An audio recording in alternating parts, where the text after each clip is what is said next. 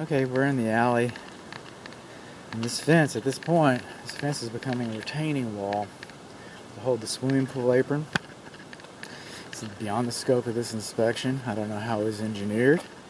I do not know if there's grid installed behind this or some sort of dead mend, any stabilization techniques. I'm not aware of anything, only that it's standing up pretty straight right now.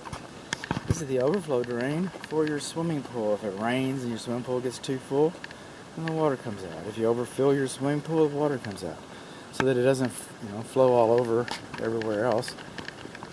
This is an underground drain, presumably for some of the rain gutter. Maybe it's the apron drain. Let's find out. This fence opens outwards. Okay. In another video I mentioned this, but this fence was installed inside out. These rails make improvised ladders, so that usually juvenile delinquents come in and crash your pool.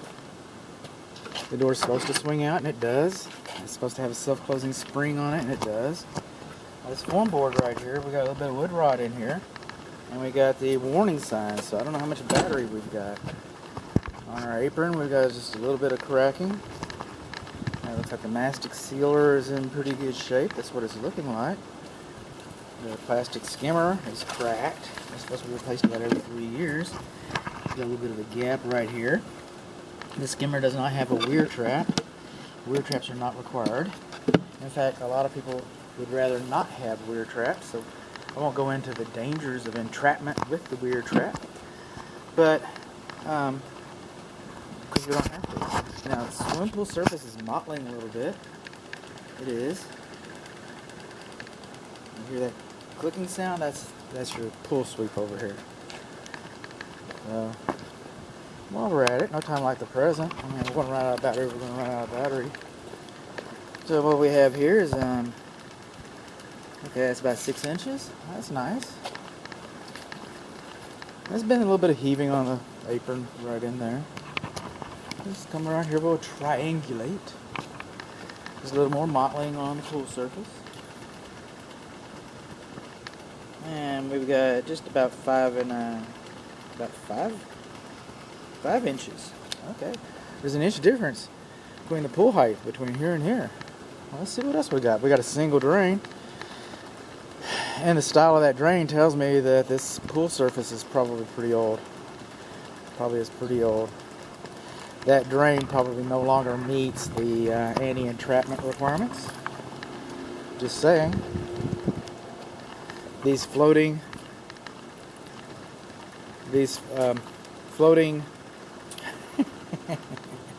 chlorine dispensers, those are toys. So when children get into the pool, those come out because kids will be holding them up and passing them to each other like flying saucers, and there's chlorine in there. And when they hold them over their head, all that chlorine pours down on their face, pours down on their eyes. You don't want that. It's about 5 inches, so it's 5 to 5 to 6. That side's just a little high. You can even see it. You can see it. Now here's another weir trap. Looks a little better sealed. Okay. We're good. Coming along while we're on the apron, all the mastic sealer looks like it's in good shape. Somebody's been trying. I think at one time there was, I don't know, I'm thinking too much. That happens. I do that. I think too much. Coming along here, swimming pool equipment. This is DE filter, not any younger. We got what we got here, about 12 psi. Okay. The valves used to be labeled. They should be labeled. It's a shame that the control timer is behind it, but we do have a control light. Look at that. Okay. On. Is that the pool light switch? Let's look. Let's see if we got a pool light. I don't see it. I don't see a pool light. Let's investigate a little further. Inquiring minds want to know. Oh, that's this light. Does GFCI work? It does for this light. I'll turn you off for a moment and walk just around here a moment. Boy, I'm just challenging that battery. That battery, hillbilly home inspections. I'll bet you this switch is for the pool light.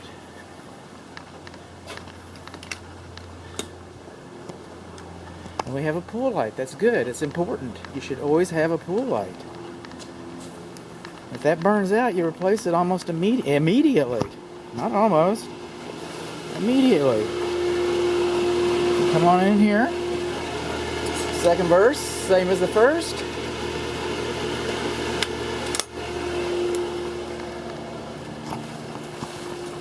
That's off. Yes. So it's GFCI protected. I got a horrible story about that I don't have to tell. Now, this light, I'm glad that it's on GFCI, and I'm glad that it's here because I usually call it out if it's not. But the pool light's supposed to be on its own circuit. This should be on a separate circuit from this. This should. And I got pump information. I got filter information. We've got storage, but we're running out of battery. So that's what we're looking at. While we're at it, that cleaner is not going to rock. It's going to work. It's going to thump.